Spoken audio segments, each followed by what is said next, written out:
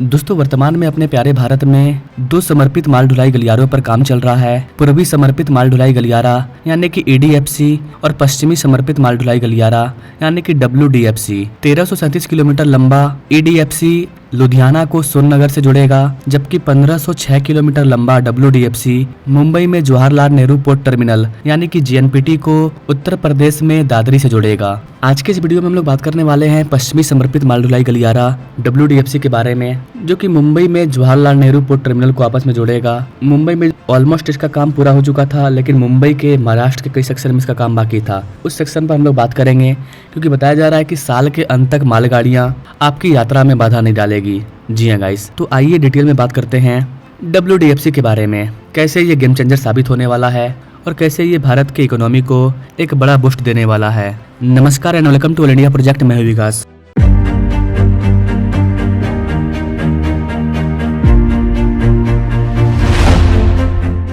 Now directly come to the point guys, rail यातायात को अलग करने की दिशा में एक बड़ा कदम उठाते हुए महत्वाकांक्षी राष्ट्रीय रेल माल ढुलाई गलियारे पर काम रविवार रात को एक महत्वपूर्ण चरण में प्रवेश कर रहा है, क्योंकि इसने पनवेल और कलम्बोली के पास रेल लाइनों को आपस में जोड़ दिया। साल के अंत तक पूरा हो जाने के बाद माल ढुलाई गलियारा मालगाड़ियों को मुख्य लाइनों से दूर ले जाएगी, जिससे यात्री ट्रेनों के लिए जगह खाली हो जाएगा। भारतीय रेलवे दो समर्पित माल ढुलाई गलियारे का निर्माण कर रहा है, पूर्वी समर्पित माल ढुलाई गलियारा यानी कि ईडीएफसी और एक डब्ल्यूडीएफसी। डब्ल्यूडीएफसी 5 राज्यों से होकर के गुजर रहा है। उत्तर प्रदेश, जहां पर ये 18 किलोमीटर के डिस्टेंस को कवर करेगा, हरियाणा में 177 किलोमीटर, राजस्थान और गुजरात में ये सबसे ज्यादा डिस्टेंस कवर करेगा। दोनों राज्यों में ये 565 किलोमीटर के डिस्टेंस को कवर करेगा और महाराष्ट्र में 177 किलोमीटर के डिस्टेंस को कवर करेगा। डब्ल्यूडीएफसी लगभग बनकर के तैयार हो चुका है, बस इसके महाराष्ट्र सेक्शन में काफी काम बचा हुआ था, जिस पर काफी तेजी से काम चल रहा है। और इसके तैयार होने के बाद यात्री और उपनगरीय ट्रेनों के लिए अधिक सुलभ बन पाएगा, क्योंकि मुंबई लोकल हो चाहे उपनगरीय ट्रेन हो, अभी माल ढुलाई गलियारा उसी पर चलती है। लेकिन जब ये बन जाएगा तो ऐसा नहीं होगा। मध्य railway dedicated freight corridor corporation of India limited के लिए कलम्बोली रेल फ्लाईओवर पर ओपन वेब गर्डर के शुभारंभ के लिए पनवेल और कलम्बोली खंड के बीच 4 विशेष यातायात और पावर ब्लॉक संचालित करेगा। पहला गर्डर को 11 और 12 मई को स्थापित किया गया और दूसरा गर्डर को 13 और 14 मई की रात को स्थापित किया गया। 16 मई से इसका प्रक्षेपण स्टार्ट हो चुका है। यहाँ पर गाइस आपको बता दें कि इस अवधि के दौरान ट्रेन परिचालन विनियमित रहेगा। 11 और 12 मई को पहला ब्लॉक सुबह 1:20 से सुबह 4:05 तक रहेगा। 13 मई को दूसरा ब्लॉक लगाया जाएगा, जो कि सुबह 1:20 से लेकर के 4:20 तक चलेगा। 14 और 15 मई को तीसरा ब्लॉक लगाया जाएगा, जो कि 2 बजे से लेकर के सुबह 4 बजे तक चलेगा। 16 और 17 तारीख को अंतिम ब्लॉक लगाया जाएगा, जो कि 2 बजे से 4 बजे तक चलेगा।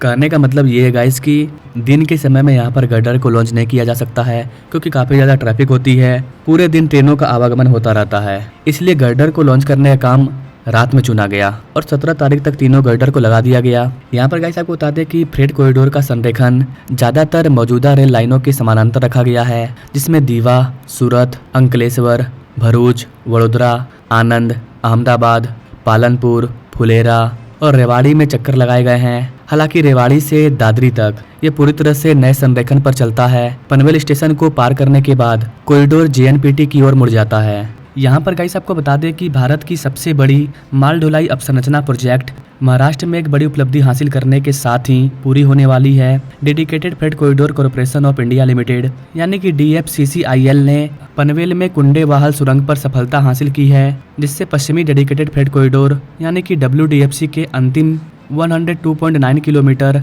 वेतरना जवाहरलाल नेहरू पोर्ट ट्रस्ट यानी कि जीएनपीटी खंड के लिए रास्ता खुल गया है। यह टनल डब्ल्यूडीएफसी पर सभी प्रमुख टनल कार्यों के पूरा होने का प्रतीक है, जो उत्तर प्रदेश के दादरी से नवी मुंबई में जीएनपीटी तक 1504 किलोमीटर लंबा है। अंतिम खंड पालघर, थाने और रायगढ़ जिले से होकर के गुजरता है और यह भारत के सबसे बिजी कंटेनर बंदरगाह को औद्योगिक गलियारे से जोड़ने के लिए महत्वपूर्ण है। डीएफसीसीआईएल के अधिकारियों के अकॉर्डिंग कुंडे देवहाल में सफलता महज प्रतीकात्मक नहीं है, यह एक बड़ी अड़चन को दूर करती है और अंतिम खंड को बिना किसी बाधा के आगे बढ़ाने की अनुमति देती है। हम दिसंबर 2025 तक वेतरना जीएनपीटी कॉरिडोर को पूरा करने के लिए बहुत ही अच्छी तरह से ट्रैक पर हैं, ऐसा अधिकारियों का कहना है। अंतिम खंड में भारतीय रेलवे के मौजूदा मार्ग के साथ 21.42 किलोमीटर का डायवर्जन संरेखन शामिल है। मुंबई महानगर क्षेत्र में उच्च घनत्व वाले शहरीकरण और पर्यावरण संबंधी मुद्दों के कारण निर्माण में देरी हुई थी, लेकिन अब बड़े पैमाने पर प्रगति हुई है। लगभग 225 हेक्टेयर भूमि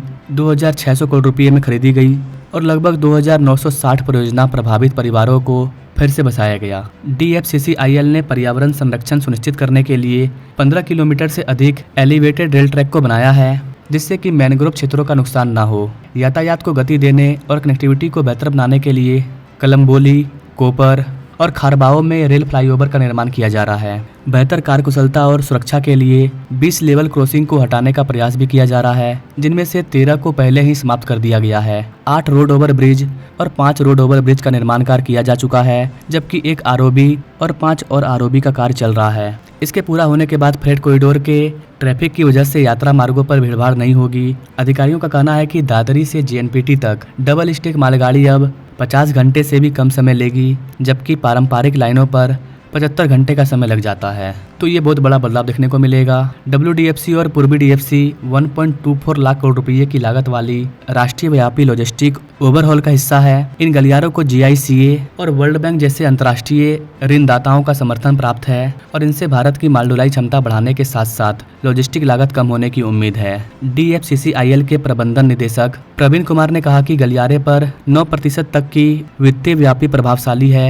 इनके अप्रत्यक्ष लाभ भी हैं, जैसे कम उत्सर्जन, कम दुर्घटनाएं और माल की समय पर डिलीवरी। चूंकि माल ढुलाई भारतीय रेलवे पर यात्री यातायात को क्रॉस सब्सिडी देता है, इसलिए DFC भीड़भाड़ वाली पटरियों को मुक्त करने के लिए महत्वपूर्ण है। 2027 तक सालाना 3000 मिलियन टन माल संभालने का भारतीय रेलवे का टारगेट ऐसे उच्च क्षमता वाले गलियारों पर डिपेंड करता है। ये गलियारे औद्योगिक क्षेत्रों, मल्टी मॉडल टर्मिनलों और गति शक्ति योजना के तहत अंतर्देशीय जलमार्गों कनेक्शनों के विकास में भी सहायक होंगे। DFC परिचालन के साथ 480 और मालगाड़ियों को संभाला जा सकेगा और 30 वर्षों में कार्बन उत्सर्जन में 457 मिलियन टन की कमी आने की उम्मीद है। DFC का दूसरा प्रमुख लाभ यह है कि इससे औद्योगिक क्लस्टर बनाने और JNPT पर अंतर्देशीय जलमार्गों के साथ माल ढुलाई नेटवर्क को जुड़ने में मदद मिलेगी। WDFC दिल्ली NCR और JNPT के बीच पहला सीधा कनेक्शन है। इससे लॉजिस्टिक बहुत ही अधिक प्रतिस्पर्धी हो जाएगा। मुंबई और महाराष्ट्र को इससे काफ़ी ज़्यादा लाभ होगा। वे तरना JNPT कॉरिडोर मुंबई उपनगरीय और मुख्य रेल नेटवर्क पर दबाव कम करेगा और JNPT को परेशानी मुक्त पहुंच सुनिश्चित करेगा, जिससे माल की आवाजाही में तेजी आएगी। अंतिम मिल का काम पूरा हो जाने के साथ पश्चिमी DFC भारत में माल परिवहन को पुनः परिभाषित करेगा, अधिक तीव्र, अधिक हरित और अधिक कुशल, तथा इस क्रांतिकारी परिवर्तन के केंद्र में मुंबई होगा, जिससे मुंबई को काफी ज्यादा फायदा होगा। साथियों, ये फ्रेट कॉरिडोर आत्मनिर्भर भारत के बहुत बड़े माध्यम बनेंगे। उद्योग हो, व्यापार कारोबार हो, किसान हो या फिर कंज्यूमर, हर किसी को इनका लाभ मिलने वाला है। तो ओवरऑल देखा जाए तो WDFC कॉरिडोर लगभग बन चुका है। महाराष्ट्र के हिस्से में जहाँ पर भी काम बाकी था उस पर तेजी से काम चल रहा है। बाकी आप WDFC के बारे में क्या करना चाहेंगे? आप अपने राय कमेंट बॉक्स में जरूर दीजिए। क्या भारत को इस तरह के और भी कॉरिडोर को बनाना चाहिए? Comment now. बाकी मिलेंगे अपने लोग अगले वीडियो में। तब तक के लिए जय हिंद।